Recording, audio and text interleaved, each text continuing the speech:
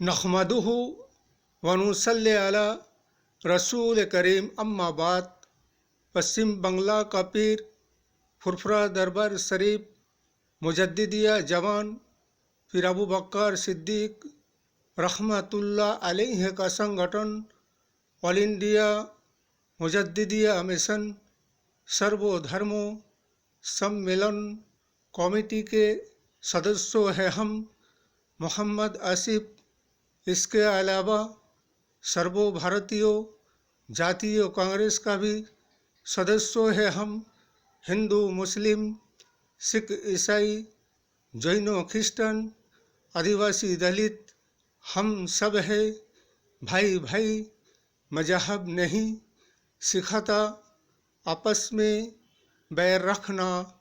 हिंद है हम, ये वतन है हमारा। आखिरकार इलेक्शन और निर्वाचन का घोषणा हो ही गया है, इसलिए कि भारतवर्ष में 29 राज्य है। 29 राज्यों में 543 लोकसभा का सीट है। लोकसभा निर्वाचन का घोषणा जारी हो चुका है, इसलिए कि अप्रैल मास के 19-20 तारीख से लोकसभा निर्वाचन होगा। हमारे सर्वो भारतीय जातीय कांग्रेस पश्चिम बंगला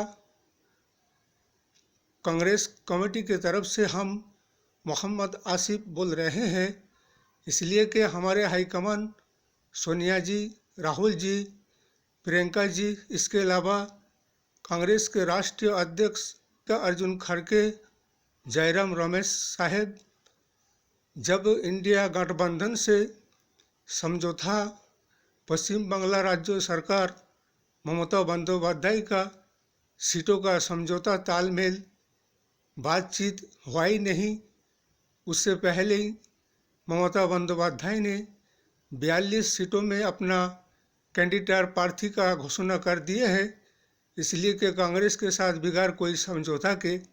इसलिए हमारा यही कहना है हमारे हाईकमान सोनिया जी से, राहुल जी से, मल्लिका अर्जुन खड़गे जी से और जयराम रमेश जी से कि पश्चिम बंगला में अब हम सबको एक अलग से तरीका सोचना ही है। इसलिए कि अभी पश्चिम बंगला में जैसे कि हमारे सर्वभारतीय जातीय कांग्रेस, वामपंथ और आईएसएफ के एक गठबंधन जोट होने की ज़रूरत है, इसलिए कि हम सब भी यही चाहेंगे कि पश्चिम बंगला में 42 सीटों में कैंडिडेट प्रार्थी हम लोग अपने तरफ से खड़ा करेंगे। सीटों का तालमेल भाग बंटवारा करेंगे, जिससे कि वामपंथ कांग्रेस और आईएसएफ मिलकर चुनाव पश्चिम बंगला में लड़ेंगे और बीजेपी के खिलाफ एक ही कैंडिडेट खड़ा होगा। ममता बंदोपाध्याय के खिलाफ एक ही कैंडिडेट खड़ा किया जाएगा। इसलिए हमारे पश्चिम बंगला प्रदेश कांग्रेस के अधीर रंजन चौधरी से भी यही कहना है कि एक ही कैंडिडेट खड़ा किया जाएगा और यही सिद्धांत लेना पड़ेगा। जब ममता समझौता में नहीं आए और बीजेपी को हटाने के लिए हमारे भारतवर्ष में 26 दल संगठनों में से सबके साथ समझौता हो ही चुका है, सीटों का तालमेल भाग बटोरा, और इसी तरह से सारे ऑल इंडिया में लोकसभा में, विधानसभा में और राज्यसभा के जो भी इलेक्शन होगा उसमें एक ही कैंडिडेट इंडिया गठबंधन का खड़ा होगा, चाहे किसी भी दल का हो जिनके साथ हमारे गठबंधन है।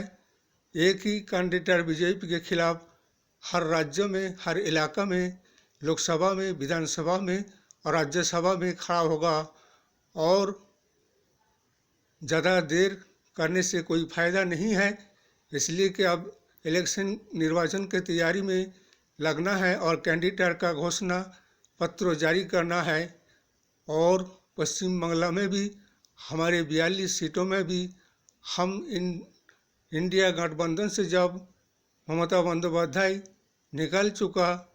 उन्होंने अपने 42 कैंडिडेट देने का घोषणा कर चुका है और हमारे अधीर रंजन चौधरी से भी हाईकमान से भी यही कहना है, अब के हमारे जैसे पिछले 2019 में हमारे जोट था वामपन कांग्रेस आईएसएफ का जोट रहेगा और हमारे 42 सीटों में कैंडिडेट खड़ा किया जाएगा।